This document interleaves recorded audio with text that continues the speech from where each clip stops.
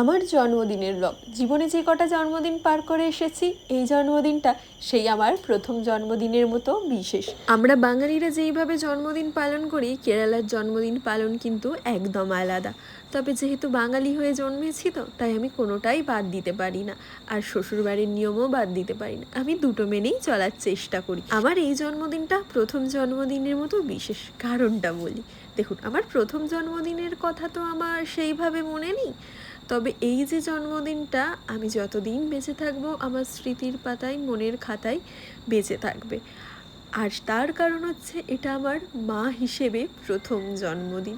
এতদিন জন্মদিন পালন করেছি মেয়ে হিসেবে, বোন হিসাবে, স্ত্রী হিসাবে, বৌমা হিসাবে, কিন্তু এটা মা হিসেবে আমার প্রথম জন্মদিন, সানভীর মা হিসাবে জন্মদিন। তাই সকালবেলায় চলে গিয়েছিলাম বাড়ির কাছে একটি মন্দিরে। বাঙালি হোক বা মালায়ালি, সবাই বিশেষ দিনটা মন্দিরে গিয়েই শুরু করার চেষ্টা করে। কেরালাতে সবাই জন্মদিনটা জন্ম নক্ষত্র ধরেই পালন করেন, সেটা আমি আপনাদের আগেই বলেছি। তবে ছোটবেলার মতো আমি এখনও আমার জন্মদিন জন্ম তারিখ ধরেই পালন করি। এখানে অনেক মন্দিরেই অনেককে এইরকম বাদ্যযন্ত্র নিয়ে বসে থাকতে দেখা যায়। এনারা পুল্লভান পাট্টু পারফর্ম করেন। গানটা একটু ভালো করে শুনুন, তারপরে বলছি।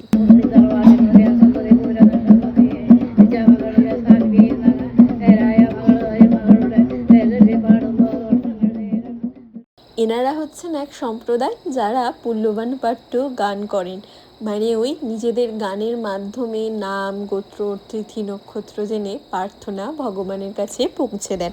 ঠিক যেমন বাঙালি নিয়ম মেনে জন্মদিনে মন্দিরে এসেছি, ঠিক তেমনই জন্ম নক্ষত্র ধরেও আমি মন্দিরে আসার চেষ্টা করি।